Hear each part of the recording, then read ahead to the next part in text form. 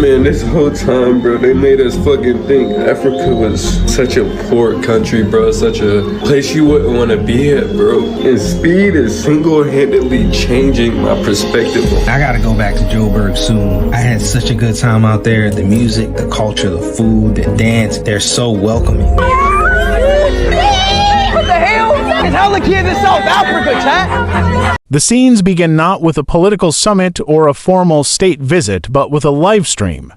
A young American internet personality, known globally as iShowSpeed, stepped onto African soil and began broadcasting his journey in real time. What followed was not merely a viral tour, but a moment of reckoning, one that exposed how deeply global perceptions of Africa have been shaped by absence, distortion, and omission. As the footage circulated online, reactions poured in from across the United States, particularly from Black American viewers. Many expressed disbelief, some voiced anger. Others admitted to a profound sense of emotional shock. For many, it was the first time they had seen African cities, people, and daily life presented without the familiar filter of crisis reporting or poverty narratives. And for some, the experience triggered tears not of sadness but of realization. This report examines how iShowSpeed's tour of Africa sparked a wider conversation among Black Americans about identity, representation, and the distance between what they were taught to believe about Africa and what they were now seeing with their own eyes. For decades, Africa has often appeared in Western media primarily in the context of conflict, famine, disease, or political instability.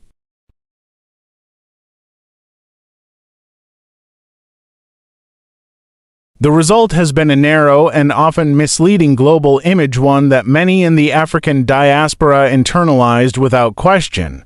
As iShowSpeed moved through urban centers, interacting with locals, filming infrastructure, music, nightlife, and everyday routines, viewers were confronted with an Africa that looked nothing like the one they had imagined.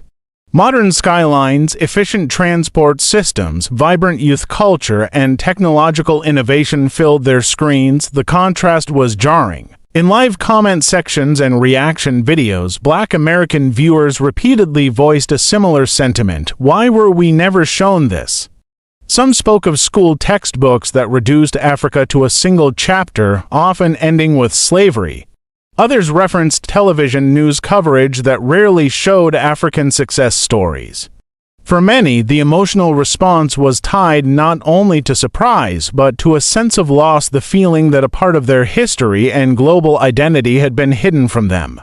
Cultural historians note that this reaction is not unusual. The transatlantic slave trade forcibly severed millions of Africans from their homelands, leaving descendants in the Americas with fragmented knowledge of their origins.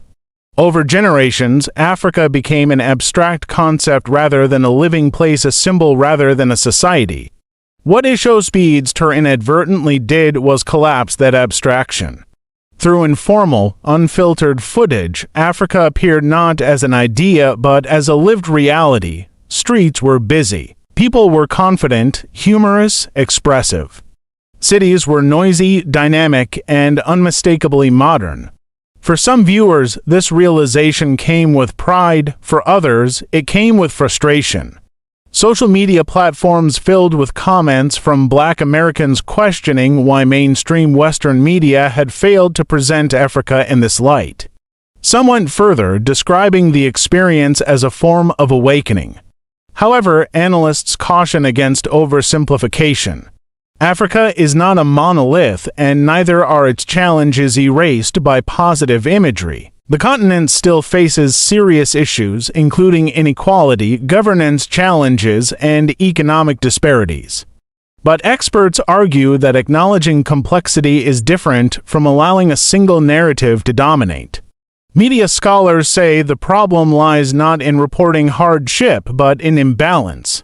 When Africa is only shown at its worst, audiences are denied a complete picture. Over time, this shapes global attitudes and self-perception within the diaspora. What made iShowSpeed's tour particularly influential was its informality. Unlike traditional documentaries, there was no script, no narrator, no institutional framing. Viewers felt they were seeing Africa through unfiltered eyes. That sense of authenticity made the content powerful, especially for younger audiences who consume most of their information through social media rather than traditional news outlets. For Black Americans, the emotional reactions also reflected a deeper cultural tension. Many grow up navigating a dual identity: American by nationality, African by ancestry, yet often disconnected from both histories. Seeing Africa presented as modern, confident, and culturally rich challenged the internalized narratives many had unknowingly accepted. Some viewers described feeling anger at being miseducated.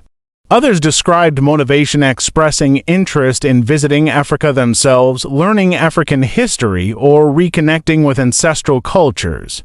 Travel agencies and cultural exchange programs reported increased inquiries following the viral clips.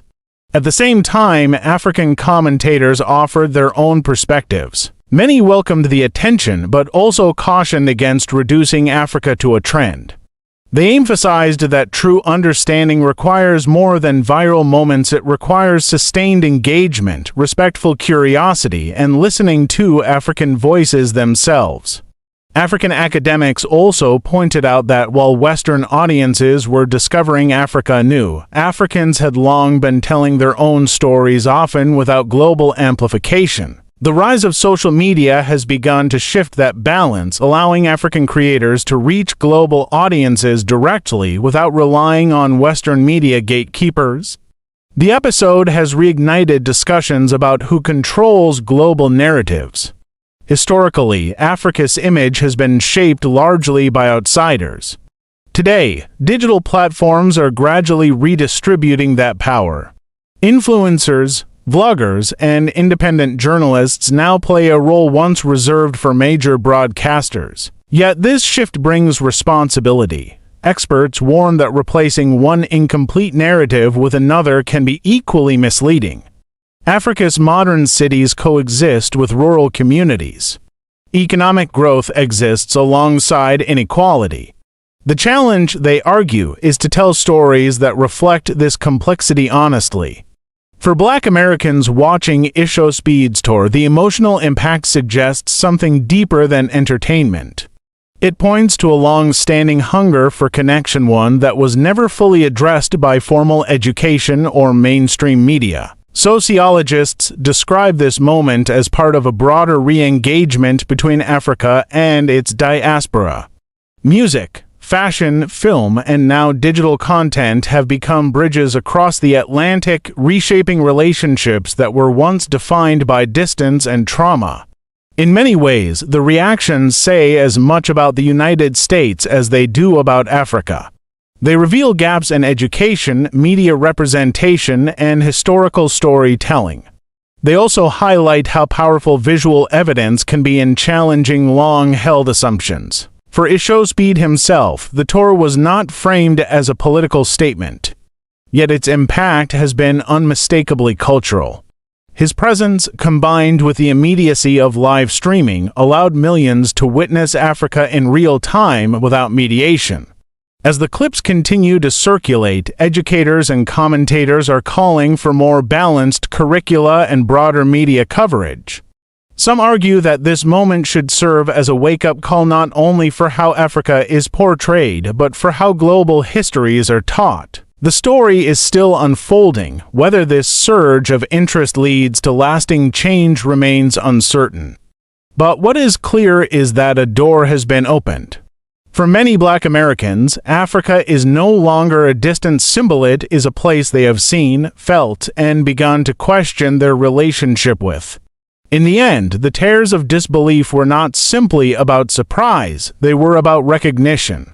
Recognition of what had been missing from the story, and recognition of a connection that had always existed, waiting to be rediscovered. This moment, sparked by a tour and amplified by technology, underscores a simple truth: when people are finally shown the full picture, the world looks very different.